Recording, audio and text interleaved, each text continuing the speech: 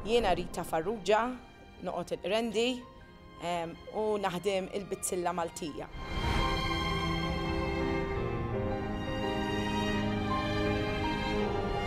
Bdejt din is-sena kint tifla ta' 13-il sena mill-iskola sekondarja mort trade school u hemmhekk interessutni is-sena tal-Bizzilla. Din is-sena nagħlaq 4 sena nagħmel il-Bizzilla Maltija. Jiena uħti kienna naqra imqurbejn u l-affarijiet l-oħra ma ridnijimx. Mezz u Malti u Ingliż u hekk, ma tantx kienu jinteressawna. Allura b'arranġament mal-headmistress li kien hemm dak iż-żmien, kien ittefetna fil-workshops tas-snajja Maltija. Ħjota, il-bizzilla, il-ganċ, knitting, embroidery, affarijiet li aħna kien iktar miġbu dillejjim u ħallietna nitalmu lilim. Il-teacher li kellna tallimna l-bizzilla għax jiena billi qiegħda f'dik il-linja tal-Bizzilla Maltija, din it-teacher ma nista' ninsija qed kienet ċertu Phyllis Spiteri minn Ħażebbuġ, kienet teacher dedikata ħafna u miterot il-potenzjol li għandna jiena u uħti f'din is-sena tal-Bizzilla ħudut interess din il-mara u totna iktar milli kienet tof. Fis-sajf kienet anke saħansitra tal-għana għandha biex tibqa' turina l-affarijiet biex minn meta tispiċċa l-iskola sakemm terġa' tibda jekk inkunu nsejna xi affarijiet tkun tista' tibqa' turina b'dedikazzjoni x-xogħol tal-Bizzilla. Bis-saħħa tagħha illum qiegħda fejn qiegħda b'din is-sena tant sabiħa tal-Bizzilla Maltija. Ix-xogħol tal-Bizzilla huwa nsiġ fuq disinn minn ħajt imrembel fuq iċ-ċombini li jintiseġ billi jissallab skont id-disinn. Minnan fija l-Bizzilla hija arti minn suġa u din ma' żmien saret parti mill-wirt tradizzjonali ta' Malta u Għawdex. Fis-sena 1834 Sir Vincent Casolani, President tal-Casa d'Industrija, ħadem ħafna biex fetaħ skejjel li fihom il-bniet barra li kienu jitalmu jaqraw u jikbu kienu jiġu malma snajja bħal ħjata u l-Bizzilla. Aktar tard ġewwa Għawdex Dun Giuseppe Diacono fetaħ ukoll Casa d'Industrija u din kienet iffukata ħafna biex in-nisa jiġu malma jaħdmu l-Bizzilla. Biex bis-saħħa ta' dan ix-xogħol dawn setgħu jtejbu l-qagħda finanzjarja tal-familja tagħhom. Il-Bizzilla ta' Malta tarafha għaliex fija il-fistuni Maltin li huma sbeħ ħafna anke bħala teknika u kif jinħadmu huma interessanti ħafna. Ikunu tondi jew ovali u jkun hemm il-fistun tax-xemx, ikun bid-disinn, il-fistun tax-xemx ikun tont u mbagħad joħorġu ħafna moski minnu. Il-moska hija punt, imma maħdum forma ta' werqa rqiqa. Ix-xogħol Malti ma jinħadimx f'pajjiżi oħra. Pajjiżi fl-Ewropa u ħafna li jagħmlu l-Bizzilla, imma tinħadim differenti minn tagħna. Eżempju l-Italja jaħdmu b'teknika differenti minna l-Maltin. Spanja tinħadim b'teknika differenti, anke d-disinn huwa differenti ħafna minn tagħna l-Maltin. Tagħna l-Maltin hija partikolari l-Bizzilla Maltija. Id-disinni tagħha huma spettakolari. Il-famużi patterns li huma patterns Maltin u tarafhom li jkunu patterns Maltin. Daw huma ta' Dun Giuseppe Diacono, il-fundatur tal-Casa Industrijali f'Għawdex. Issa m'għadix teżisti, ma fi żminijiet li għaddew ħafna tfajliet marru hemmhekk biex jitalmu l-Bizzilla Maltija. Huma patterns sbeħ ħafna, min tista' ssibhom jiġru fl-idejn. Huma patterns li Malta biss issibhom. U ħafna xogħol inħadem fuq dawn il-patterns, għaw minnu li baqa' Malta don ix-xogħol u għaw minnu li ħareġ barra minn xtutna imma xorta u duk tista' taroh. Huma patterns li jiena ġifieri għandi minn dawn il-patterns nibża lihom daqskemm nibża ruħi għaliex m'intix ħadd akkwistuhom kif ġepu laħaq. Kien jaf jagħmel id-disin tajjeb ħafna don il-qassis. Biex taħdem il-bitzilla għandek bżonn il-ħajt, għandek bżonn il-labar, għandek bżonn il-famuż trajbo u għandek bżonn il-famużi ċombini. Jiena nixtri ċombini tajjeb, imma mbagħad għandi ir-roġol li jagħmilli dal-famużi ċombini, imma dal-famużi mbagħad ċombini ikunu differenti ħafna milli nixtru tal-mass production ngħidulu aħna. U iċ-ċombini mhux ħajġu għax inkun nofbijiem. Nidħol id-dar u jew insibhom fuq il-kummudina, jew insibhom fuq il-mejda tal-kċina u min jagħmilhom qatt ma jidher. Jiġifieri jiena nidħol id-dar u nħoros u ngħid tara u daqqa nsib wieħed, daqqa nsib 10. Darba kient qiegħda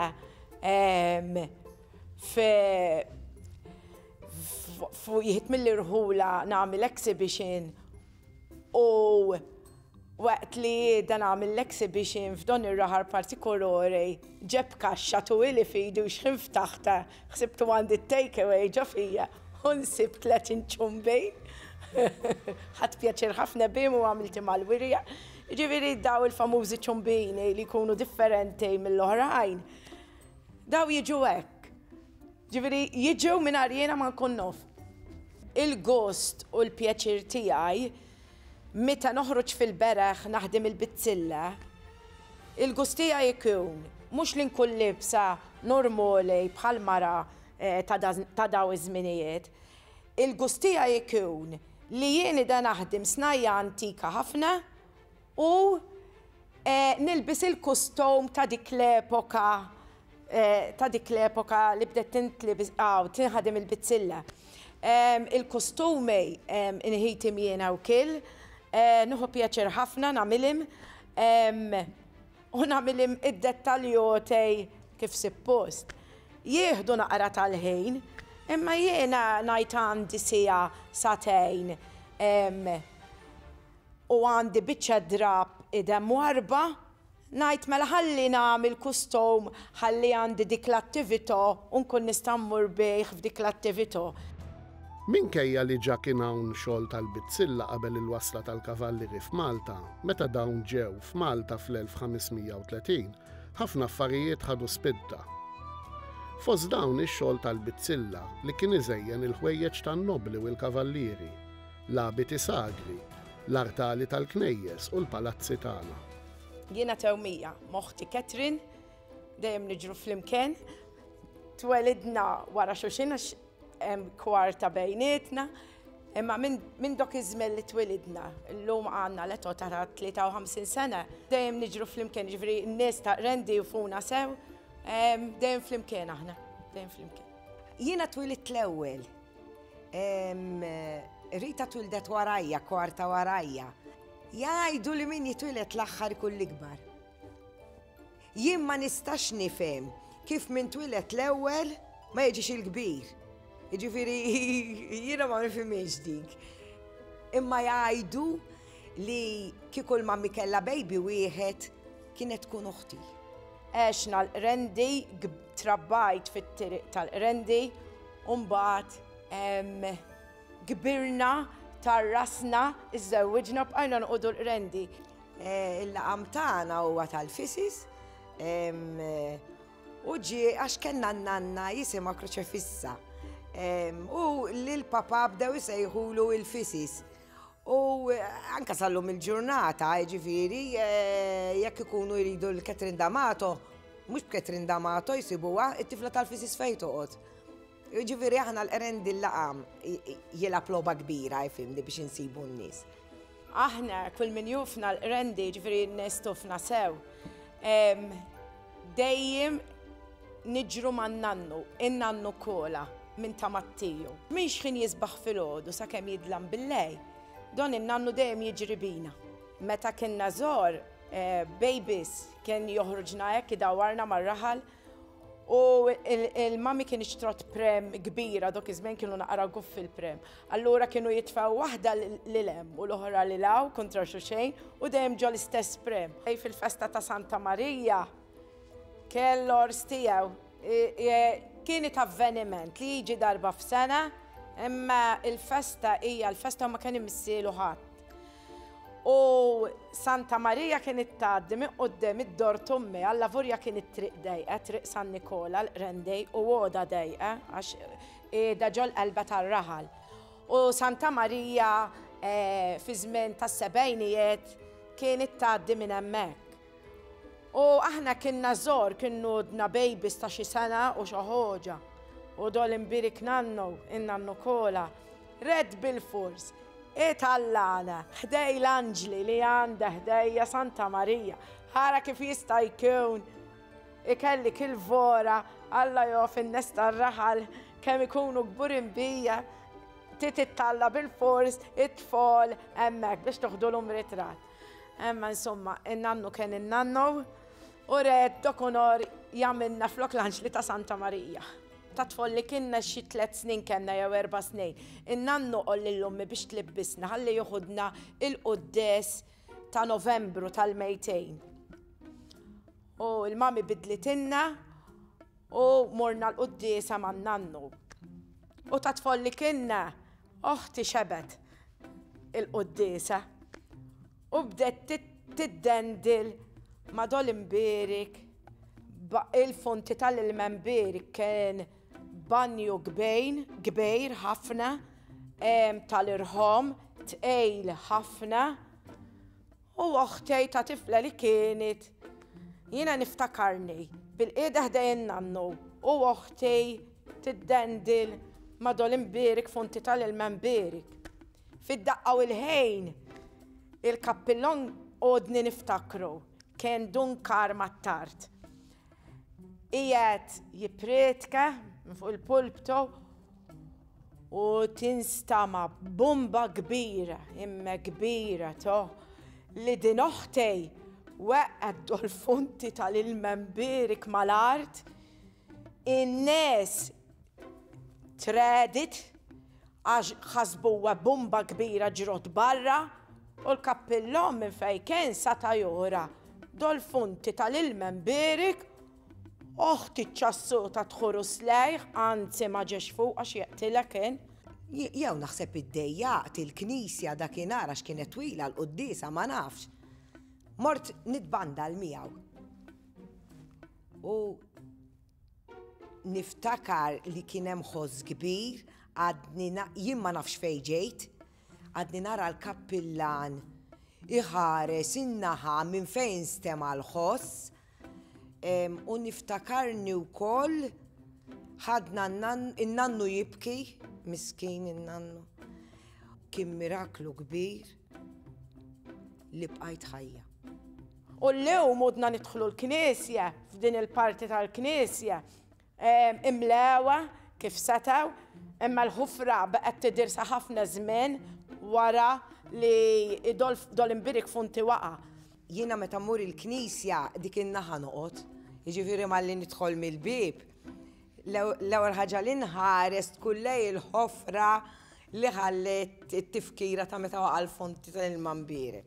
Wara li ġrod dik il-ħoġa mbagħad il-fonti tal-ilmen birik ġew marbutin kif suppost mal-ħajt ħalli ma jerġax ikun hemm aċċident ieħor bħal dwok.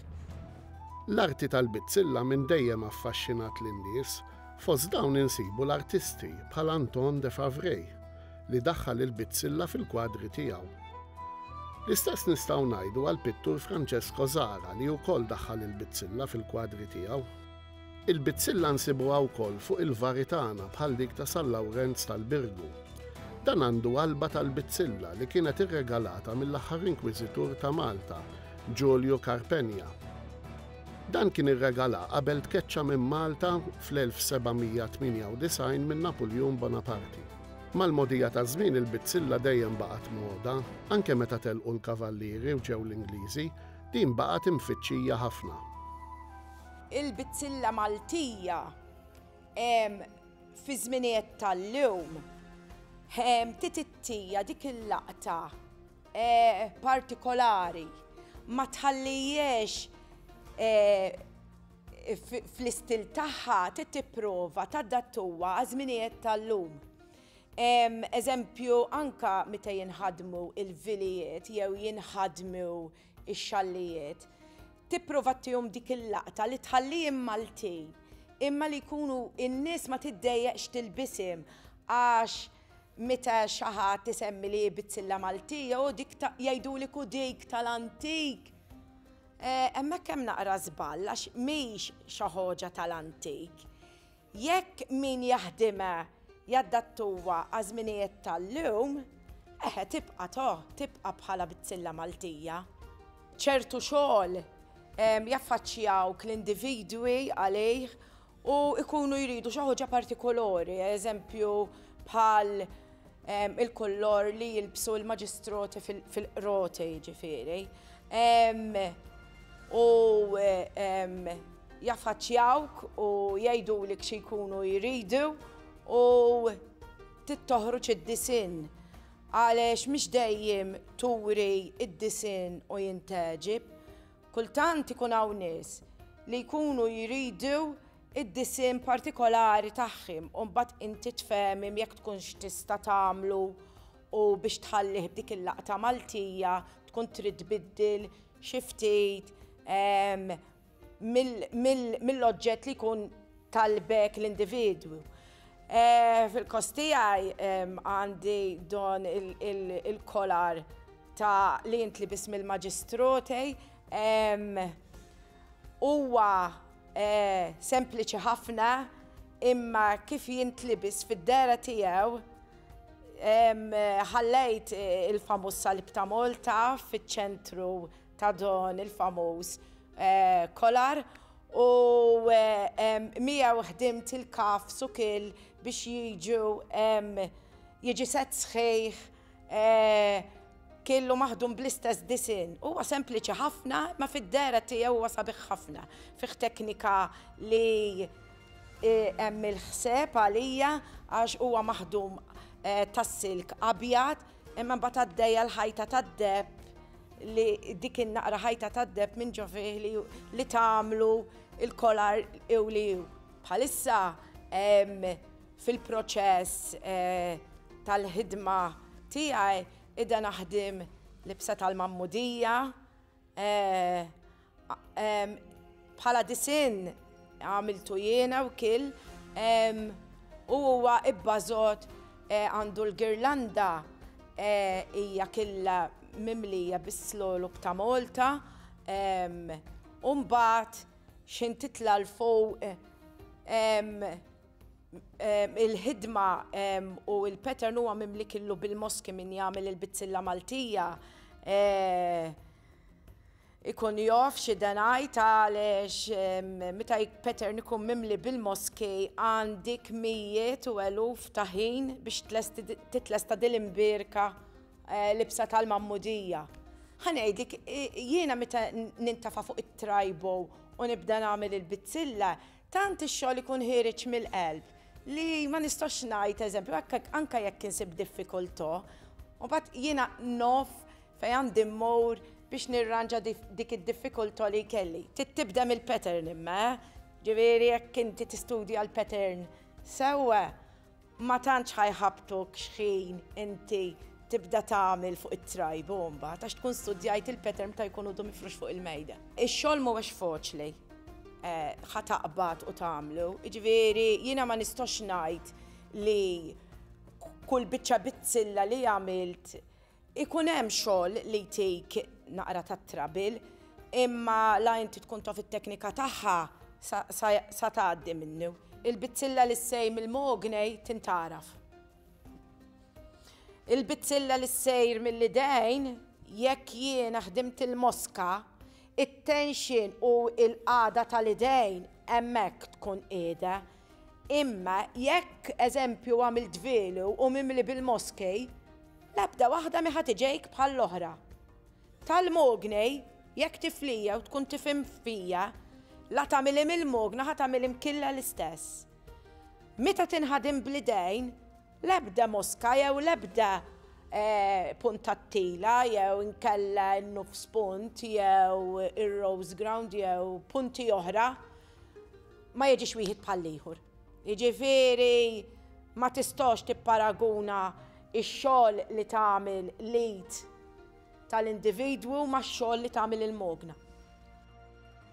Biex in-nies tista' tifhem il-proċess li tgħaddi minnu l-ħaddiema tal-bitzilla, mela jekk il-mogna ħadmet xall f'siegħa jew inqas minn siegħa titfaħħula tipprogrammuha u taħdimulek. Biex taħdim velu jew xall, jiena kelli xogħol li ħodli ma 800 siegħa jew 1000 siegħa ta' xogħol. Biex tagħmel velu. Ġifieri jekk inti jekk xi ħadd jiġi jgħidlek isma' tagħmel livell u rridu xahar ieħor inti ħadd tgħidlu le. Għax tant jieħu ħin li ara jekk tagħmel siegħa tagħmel biċċa żgħira daqshekk. F'siegħa. Li jkun punt wieħed dot, ġifieri, min tista' tagħmel ikun punt mid-disin ftit mid-disin li jkellik fl-oġġett li tkun inti tittikrea. L-ikbar xewqa li għandi bħala Rita jiena li nagħmel il-libsa tat-teċ jekk xi darba t-tifla tiżżewweġ lit-tifla. Imma ma tixtieqx li ssir mill-bidu sal-aħħar tal-bitzilla Maltija.